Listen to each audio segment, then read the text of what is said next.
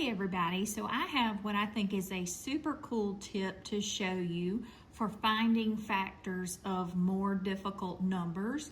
I teach Math 100 at the college level, which is a remedial math course, and in that course we factor polynomials, and oftentimes those polynomials have larger, more difficult numbers to find the factors of, like 84 or 96.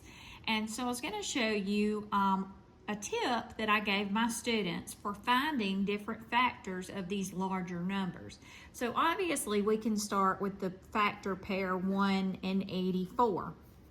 Now, if one of your numbers is even, then you can use this trick that I'm about to show you, and I call it the half and double trick. So you can half one of the factors and double the other to find a new pair of factors. So if I half 84, I will get 42, and I would double the 1 and I would get 2. So 2 and 42 is another pair.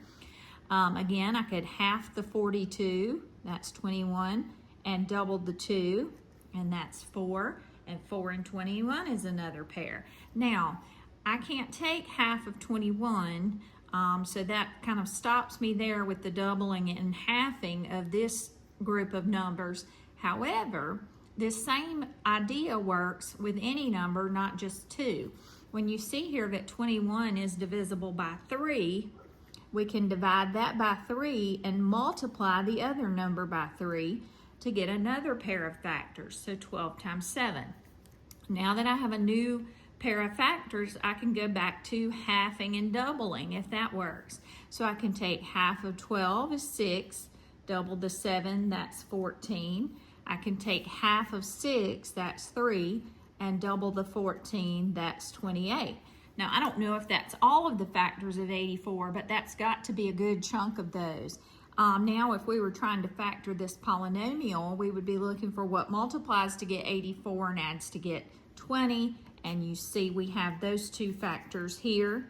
So this polynomial would factor to x plus 6 and x plus 14. Let's try it one more time with 96. If we start with 1 and 96 and we half and double, I would need to double the 1 and half the 96. Well, half of 90 is 45, half of 6 is 3, so 45 plus 3 is 48. So 2 and 48 is another factor pair. I could then half the 48 and double the 2, that's 4 and 24. I could half the 24, which would be 12, and double the 4, so 12 and 8.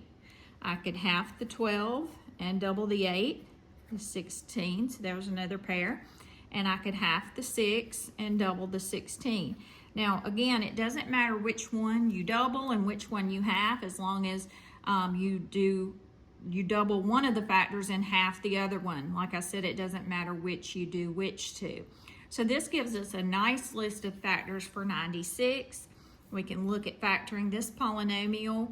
We're looking for factors of 96 that add up to 22, and you see we have them here, 16 and 6.